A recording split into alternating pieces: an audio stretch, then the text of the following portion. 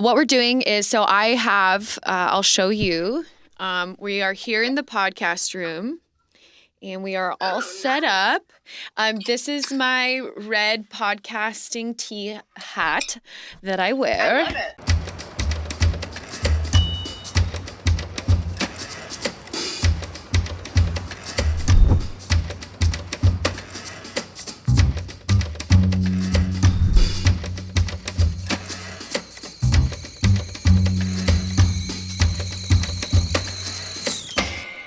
Without further ado, drum roll. That was an awful drum roll.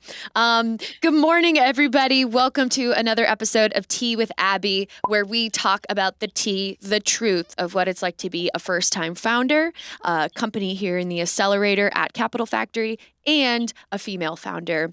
I am so excited for episode number 10 this morning with my guest, Rene Graham, the founder and architect behind Renzoe Box. Everyone say welcome to Rene. Hello. Hello, everybody. So tell us where you are right now and what are you doing? Yes, I am in Shenzen, China right now, and I am here visiting the factory the manufacturer that produces Renzoe boxes. What a perfect time for us to be chatting. I know. And so is this... It's like 9 a.m. in Texas. Yeah. And in Austin, and it's like 11. It's like close to midnight. It's like 11:30. That is crazy. So, technology. Yeah. So is this something part of, what you have to do to maintain your business? Like, do you travel there often? Yeah, so Renzoe Box is like a new technology, totally new design product, and I, as a startup, like I can't.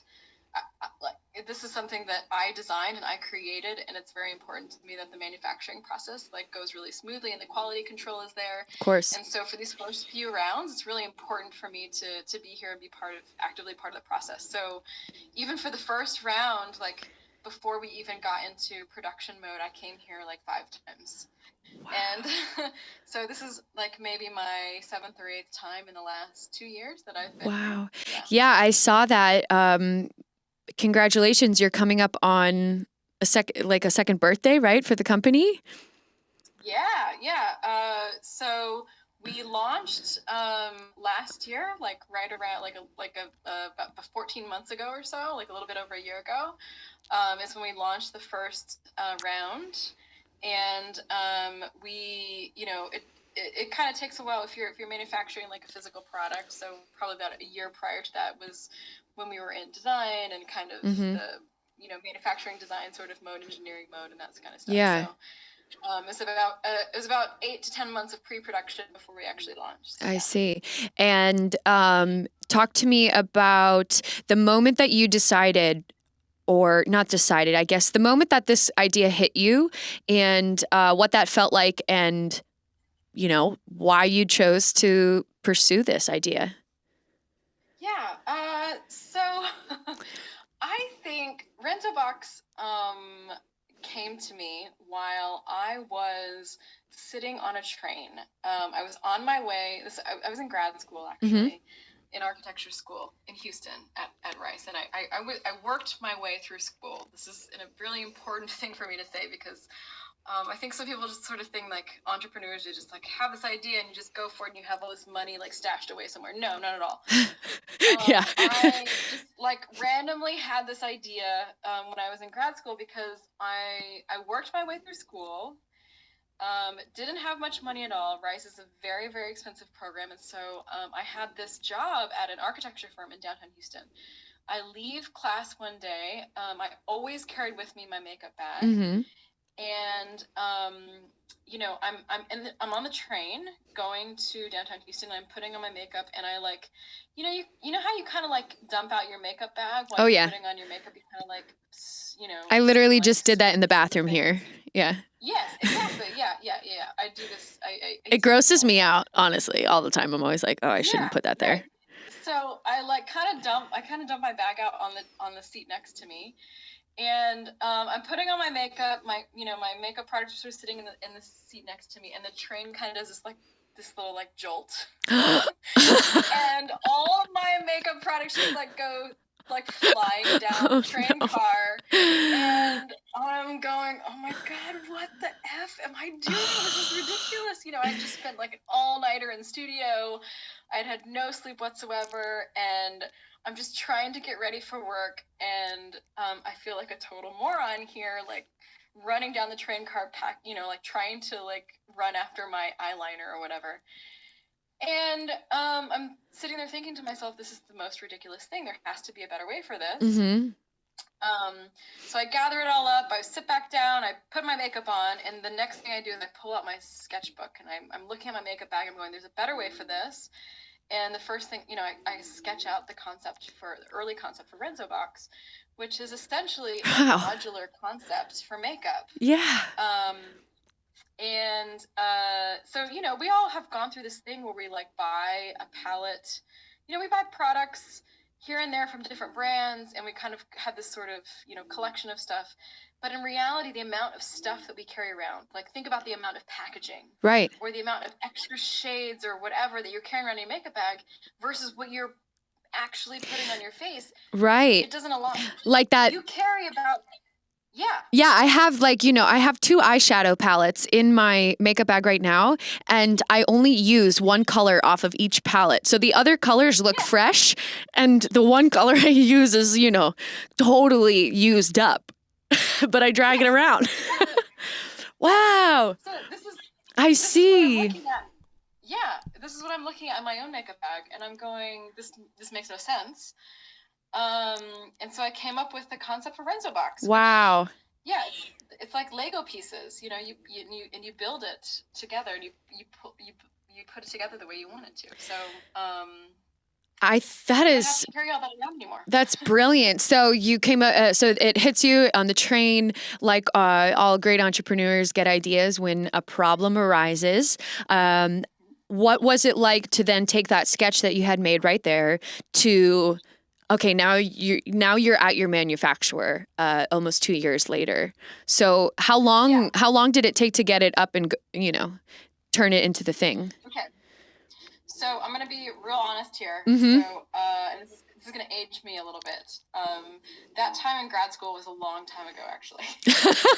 I didn't do anything with that concept for like 7 or 8 years. Wow. It just sat there.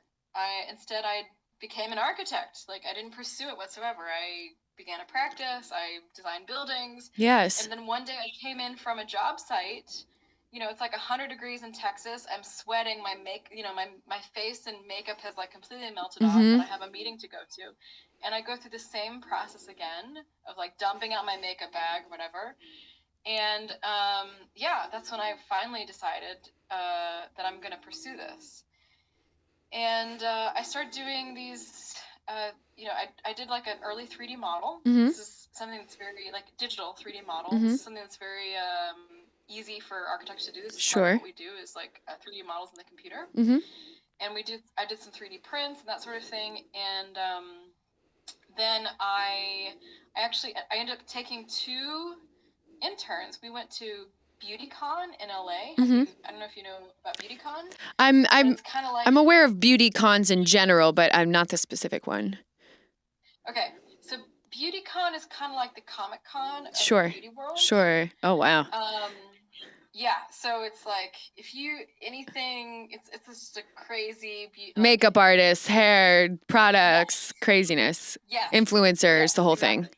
Yes, you got it. And so I took 2 interns there, and all we had was like a computer-generated rendering of the Renzoe Box. And so it's not even a real thing yet. It's literally a photorealistic rendering. And we walk around for 2 days. And in those 2 days, we're just talking to different women and makeup enthusiasts about Renzoe Box, about the concept of it.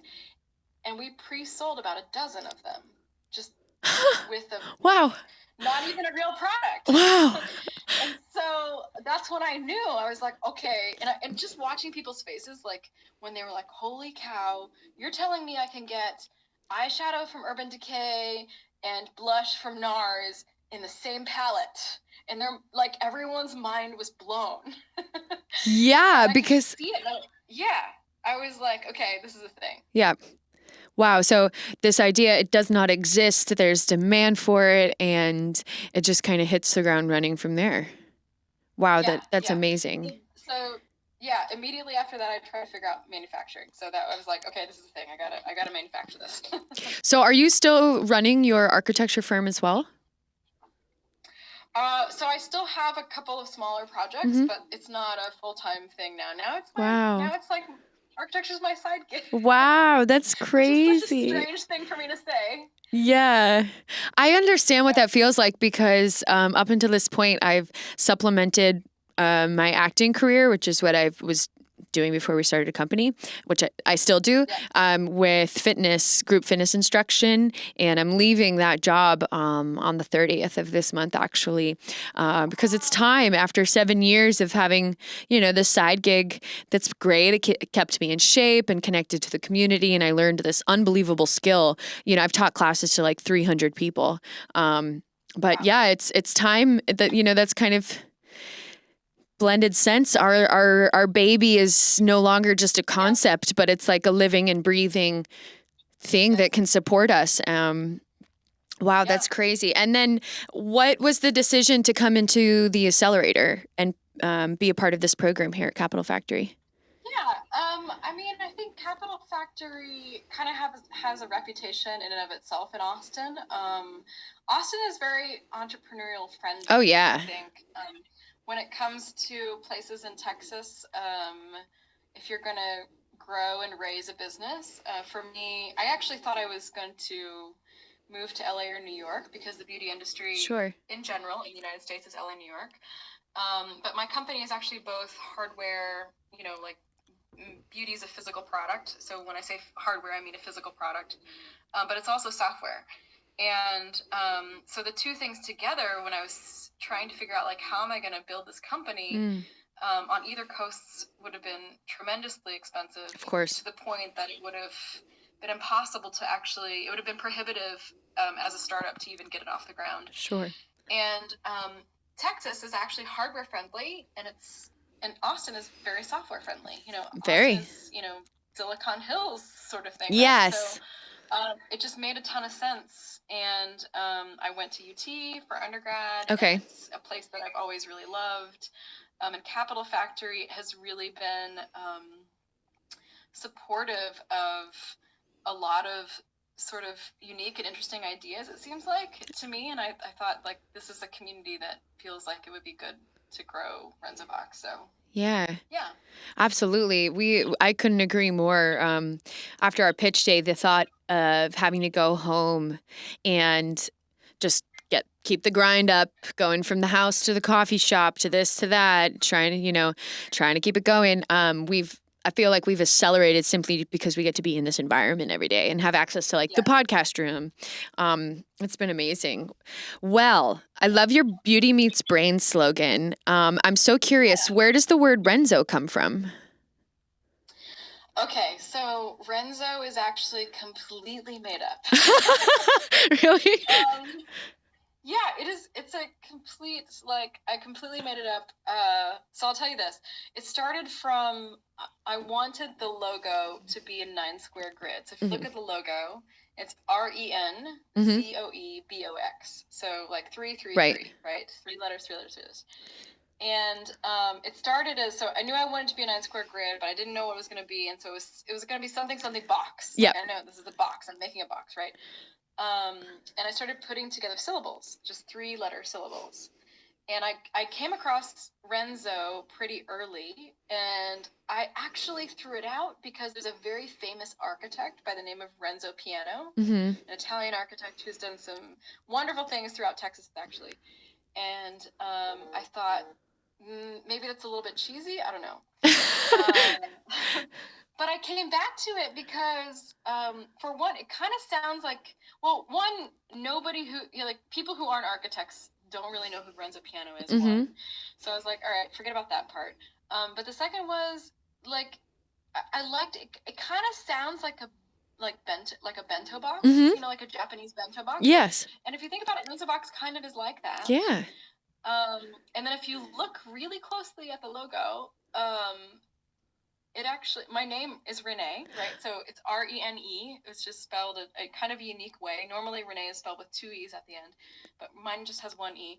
And if you look at the logo, so it's REN across the 3 letters, like across at the top, and then if you drop down 1, there's another E. And so my name is actually in the logo.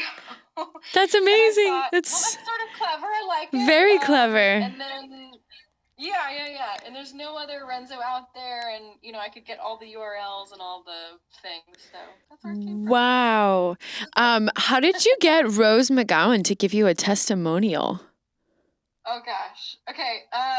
So I went to this event called Worlds in LA. And it's basically like a leadership summit with a lot of C-suite, Fortune 500 company sort of things. And Rose McGowan, there were a lot of really incredible people that were there. And I had the opportunity to run the green room, which is like the backstage for all of the, basically everyone who is speaking at the event. Came to the green room that was backstage of the main stage, and Renzoe Box was basically running the green room. So we took care of if anyone needed makeup touch-ups or just wanted their hair cut nice before they got on stage or that sort of thing. So we ran that, and I got to sit and chat with all these amazing stars. So yeah, Rose McGowan was there, and that is so cool. Opportunity. That is so cool. Yeah, really cool. That is so cool. Okay. Lisa Leslie was there also. Lisa Leslie is she's like 4-time gold medalist, and she was just a wonderful human being. And when she saw the concept, she was like, "This is fantastic. I don't have to have my makeup in the bottom of my bag anymore." So yeah. Wow. It was super cool. Oh, that's amazing. Okay, 2 quick fire questions. What is your most memorable or biggest win, something that you love to think on, a really fond memory in the journey of your time as the founder of Renzoe Box? Okay. It might be hard to pick one. You just described something so amazing, but... Those were definitely amazing moments. I would say the moment when I kind of overcame, this is going to sound really cheesy, but like as a woman traveling to Asia to figure out manufacturing on my own. I have no background in manufacturing whatsoever. And when I went through the process, and I had to do it a bit on faith and a bit on, just trusting my gut. And I was completely terrified at some moments. Like, there was definitely a moment when I hopped in a van with like 5 strangers, Chinese men that I did not know, and they like took me to the factory. And I had to do it. It was either this or I walk away, and I don't know what to do. And I came away like about 48 hours later, and I had a real working prototype of Renzoe Box for the first time that was like a manufacturable version of it. And it's such a strange thing to like go from concept to having this physical thing in reality.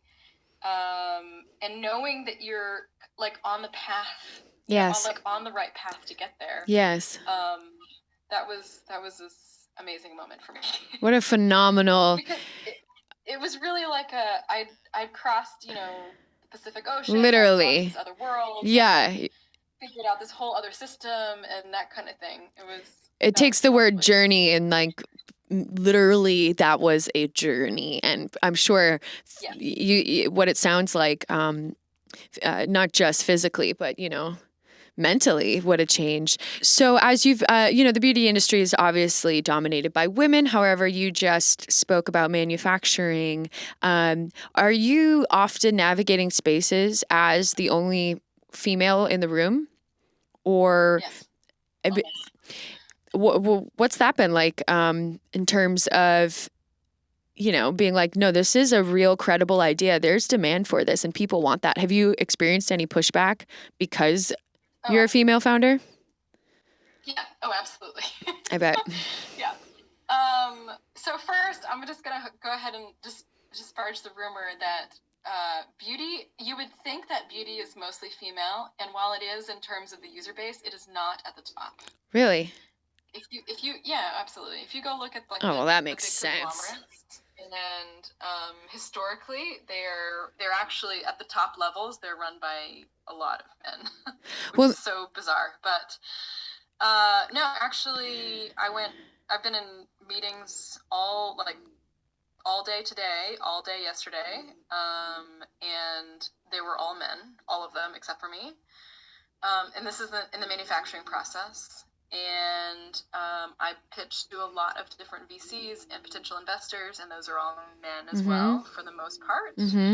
I would say that percentage in terms of investors is probably 90% men. Wow. And I have to say, I do a lot of networking, and I try to do a lot of these female founder things and female VC things. And I was part of All Raise this summer. And I've been doing a lot of that stuff, so I'm getting more and more into it. But in general, the statistics are true. Like 2% of VC funding went to females last year, and that's just like these are the real odds that we're up against. And so yeah, you just kind of have to. You just have to go with it. Yeah. Is there any tactics that you use when walking into the room, whether it's to prepare yourself and feel confident and strong, or you're in that room navigating? For example, I was speaking with Carrie Rupp during the mentor hours here from True Wealth Ventures, and we were just kind of talking about the idea that when women are in that investor table, they get more risk adverse questions and more questions about how this is not going to work, whereas men get promotion questions and all of these big vision things. And we had a conversation about not being afraid in that scenario with an investor to be less pragmatic, be more visionary and big and bravado.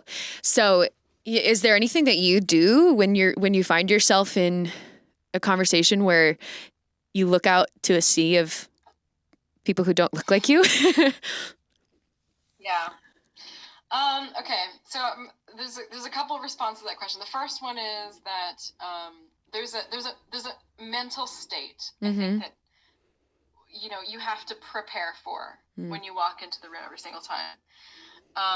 And for me, that mental state is something that I've carried with me since I was actually a kid, which is I can point to people. I look for people around me who have done it before me. I find like in this case, I find other founders who have done it, and they've raised, like, I need to raise a lot of money to make Renzoe Box work. Like I said, I'm doing hardware and software. This is not cheap. Right. So we're talking multi-millions of dollars, right, in order to build this company. And I look around me to other founders who have done it, and I think, okay, they did it, and they had less traction than me. If they did it, I can do it, right? And this is something I've carried with me since I was a kid. Like, I remember being a kid at Six Flags and really wanting to go on the roller coaster and being terrified. But then I would see some, small, someone shorter than me or some little boy who came off of it, and I was like, oh, I would see him and be like, okay, he did it.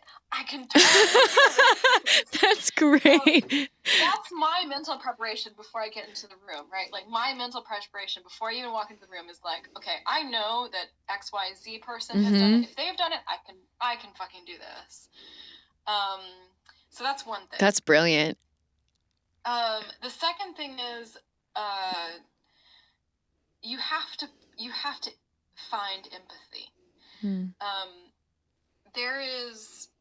I already know when I walk into the room that more than likely I'm pitching to men. Like, I'm just gonna go ahead and assume that I'm walking in and pitching to 100% men. And if that's gonna be the case, then they don't know shit about beauty. They don't know anything about the pain points of what it is to put on makeup or shop for makeup, or any of that stuff. And so I have to go in and try to, like, you know, adjust my pitch to what it would be to help them understand the pain points, you know? And if I can just kind of like slightly scratch the surface, I think this is so true when people say, like, the only point of that meeting is to get to the next meeting, right? Like, you need to be intriguing enough to get to the next meeting. And so for me, it's like, let me empathize enough so that I know that they're not going to understand the pain points of shopping for makeup since they were 12 years old, because that's what you and I have been doing, right? So, like, how do I get to a point where they can just sit in my shoes for a second, understanding, I don't know, like, the idea of confidence, or the idea of being prepared when you walk into a meeting, or the idea of just putting your best foot forward, or, you know, like, presenting yourself in a professional environment, right? Because these are the things that we think about when we're putting on makeup. So it's that kind of empathizing. That's the, like, second most important thing to me, is like, I just need to know my audience, essentially. That's brilliant. That's such a great piece of advice.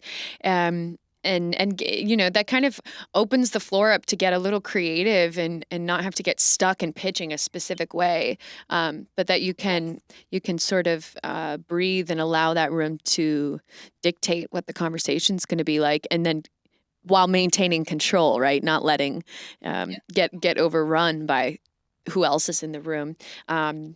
What our first value at Blended Sense is empathy. I believe so hard in what you just said. The idea that we can all find something in each other to relate and connect through. It's you know, we're human, and we all crave that connection. And it's so brilliant when you finally do establish a connection point and everyone in the room gets it. I bet that must feel really so good when, you know, you can feel everyone's wheels click and they understand what's going on. I have one. And I have to say, it's not easy to try to click on the point of, like, makeup and beauty when you're pitching to a bunch of dudes. I bet. I bet. That's really hard. I bet. Absolutely. I mean, the most relatable thing I could think we're up against is, you know, we're content, right? And creative services, which depending on the age demographic of the room we're walking into, it can either go completely over everybody's head, or, you know, we've had situations where we've had to, like, totally strip down our story and make it very basic and simple for that investor to understand what the heck we're even creating. I have one more question. I think the favorite question we love to ask founders, right? Because we're so vulnerable. What has been your biggest fail that you'd like to share, and how you recovered from it? Oh, my biggest fail. Oh, shoot. Or so many fails. Okay, or guess what's a fail that you were able to pivot and recover from and come out better on the other side? Well, one, there's so many, and, like, I think the one that actually helpful. That's a really good point, but there are so many, because that's what success is. It's just like fail after fail after fail after fail. So many, you know. Okay, I'm just gonna talk about one that I'm living through right now, because it feels That's so great. raw and real to me right now. Which is, I didn't plan my first round correctly. Which is, I didn't raise enough my first round. I'll just say this. I raised enough to get through a test round of Renzoe Box, like, to where I did a pilot round of production, and for me it was about getting enough stats where I could prove that, like, women would buy it, and prove the business model that women would buy the pods and then, like, reorder the pods. And I did that, like, very quickly. But in reality, I should have raised enough to do that, plus kind of, like, get the second round going. Some runway. And I didn't do that. I was just like, okay, let me just get this part done, and then, you know, once I collect all the metrics on that, it'll be easy enough to raise. But in reality, it's very different. You know, they tell you raise more than what you need, and I didn't know that at the time. Honestly, like, I didn't go to business school. I'm an architect. Like, I didn't know these things. So I was like, what's the minimum of what I need in order to kind of prove this thing? Yeah, sure. That sounds reasonable at the time. I was thinking about, I'm kind of this I learn as I go kind of thing, and I learn by doing. Mm-hmm. And so yeah, I'm living through that pain point right now, and it's okay because I've got, other things to sort of back me up, and I've got enough to like keep moving forward or whatever. But I guess my point in like sharing this is really that one, don't make the mistake that I did. Raise more than what you need for your first round, because your first round you're raising on a vision, Right. And now I'm raising on a vision twice, right? Like I raised on a vision to like prove the pain point, but now I don't have product market fit and these kind of things or whatever. So like I'm doing it. I'm kind of like going through the hard stuff twice, and so yeah, that whole thing, raise more than what you think you actually need. But then the other is like, it's okay. You're gonna fuck up. Like we're all gonna fuck up. And the point is just to sort of keep going. Not sort of keep going, just keep going. Yeah. I have felt the entire time I've been going through this, I can't tell you how many times I felt like, what am I doing? Like, I'm a licensed architect. I could just be designing buildings. Why am I making myself crazy over this thing? But every step of the way, there's something good that happens, and some sort of like positive feedback that happens that sort of pushes me along the way. And it's like, you're gonna have these ups and downs and all these crazy moments or whatever, and it's just something that you're gonna feel it. You'll feel it, and you just have to keep moving forward. And regardless of all the mistakes that you've made in the past, it's like you just keep putting one foot in front of the other and keep just walk in that direction, and you'll feel it. And that's why I'm sharing this. Is like you'll know. Wow. It's a strange thing to say, but like you just you know what I mean? Like you put one foot in front of the other, and you kind of like, it's not completely blind. Like the strategy of where you're headed. But I feel like, especially as women, we're taught to like we always question, and we always are reevaluating, and sometimes you just have to feel it.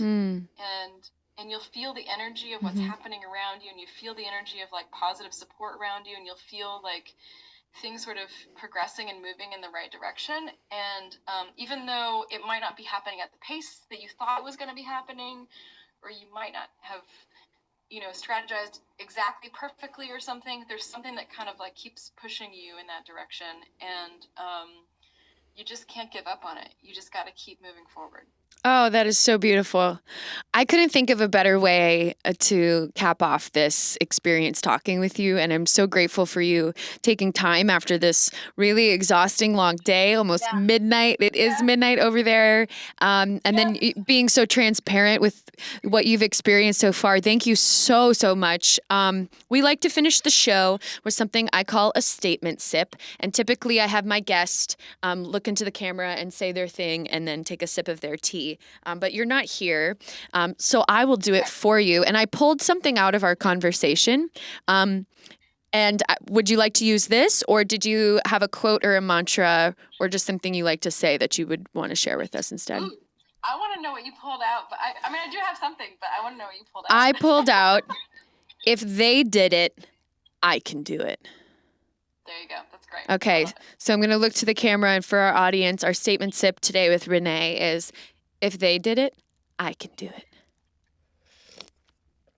And that is another episode with Tea with Abbie. Thank you so much, everybody, for tuning in. And thank you so much, Rene Graham from Renzoe Box, entrepreneur, talent extraordinaire, creative.